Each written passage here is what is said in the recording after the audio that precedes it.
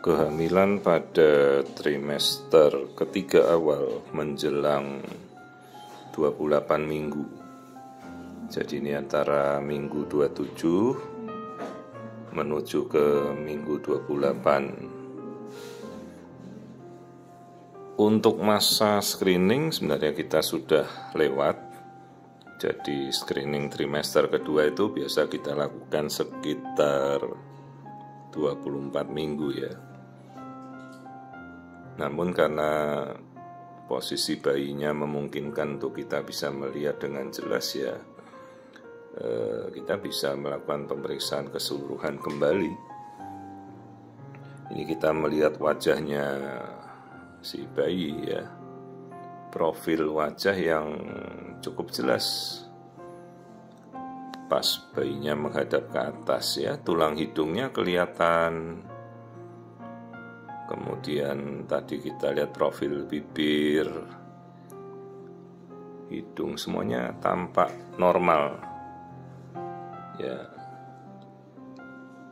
kadang-kadang kita sulit melihat profil wajah, tapi ini cukup jelas.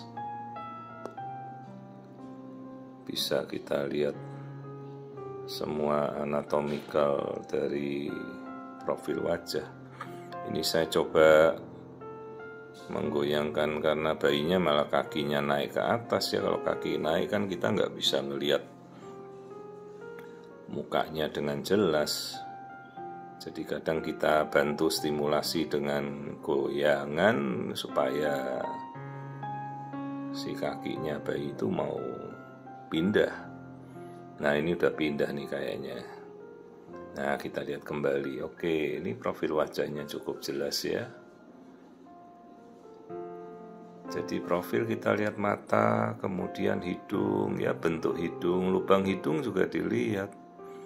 Lalu lihat profilnya itu bibir, ya semuanya kelihatan dengan cukup tajam. Jadi kadang-kadang kita sulit mau melihat profil wajah, ini pas dapat ya. Terus kita lihat otak. Nah kita lihat bagian kepala, tempurung kepala, semua struktur bagian otak kita lihat, otak kiri, otak kanan, bagian yang di tengah-tengah itu ada macam-macam.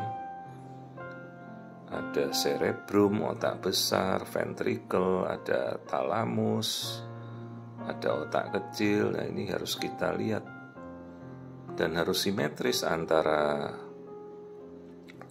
otak kanan dan otak kiri. Terus kita masuk ke mata, ini kita lihat, ini lensa matanya ya, bening. Ibunya sudah cek tokso. Kalau saya akan selalu minta untuk ibunya cek ya tokso bu, rubella, sitomegalovirus, semua harus kita sudah di awal kehamilan kita harus lengkap kita lakukan. Ya, dan juga sekarang ada pemeriksaan genetika, NIPT yang sudah sangat terjangkau ya. NIPT sudah di bawah 2 jutaan, mungkin 1,5 juta itu sudah bisa kita lakukan NIPT dasar untuk mengecek genetika.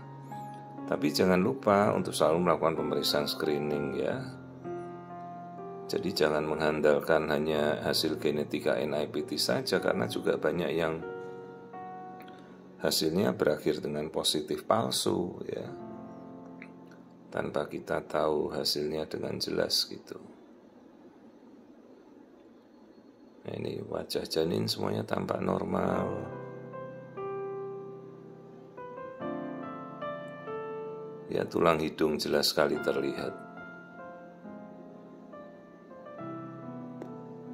Nah kita ambil ini fase aktifnya si bayinya dalam fase pergerakan aktif di dalam. Jadi apa yang kita lihat di luar ya pada saat itu dia lakukan di dalam. Nah ini seperti dia bergerak begitu. Tidak ada tanda-tanda kelainan anatomi pada wajah yang bisa kita temukan ya, semuanya tampak normal. Ekspresi wajah, dan di dalam itu bayi sudah memunculkan perubahan emosi ya. Hanya memang kita belum bisa tahu, masih terlalu jauh untuk kita sampai mengerti emosi apa yang dirasakan oleh bayinya ya.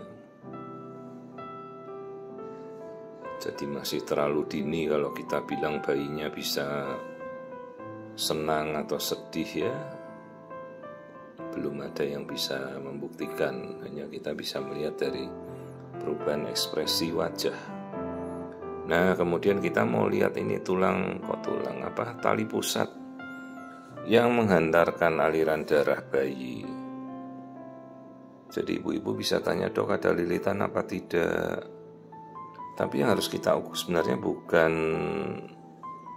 lilitan dilihat, tapi kita melihat aliran darah,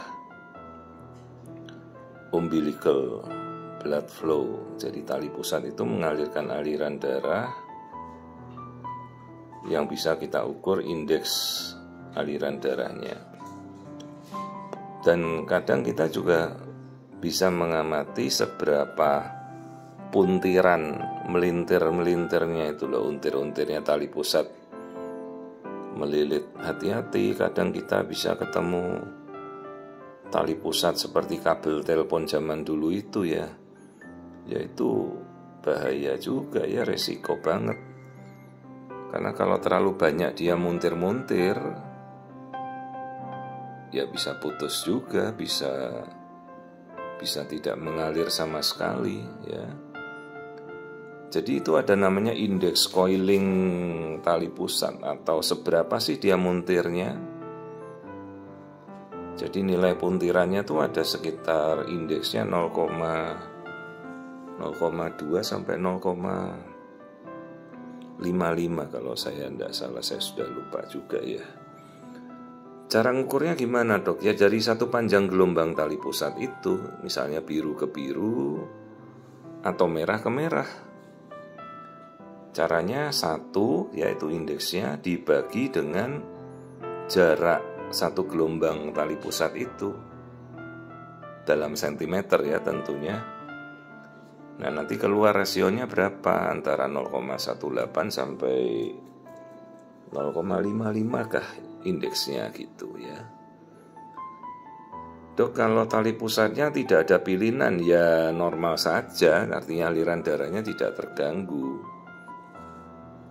Dok kalau tali pusatnya terpilihnya banyak sekali seperti kabel telepon, hati-hati, resikonya besar. Karena kapan saja aliran darahnya itu bisa berhenti. Nah kita lihat yang lain. Kita lihat jantung 4 chamber, 4 ruang jantung ya. Ibu-ibu sudah harus juga mengerti, ini pelajaran kita zaman IPA kelas 4 SD kan. 2 serambi kiri kanan, 2 bilik kanan kiri.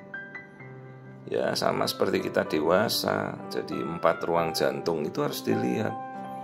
Dengan kita melihat 4 ruang jantung saja, 80% kelainan jantung itu kita sudah bisa menyingkirkan. Nah seperti ini ya, kita melihat 4 ruang jantung normal.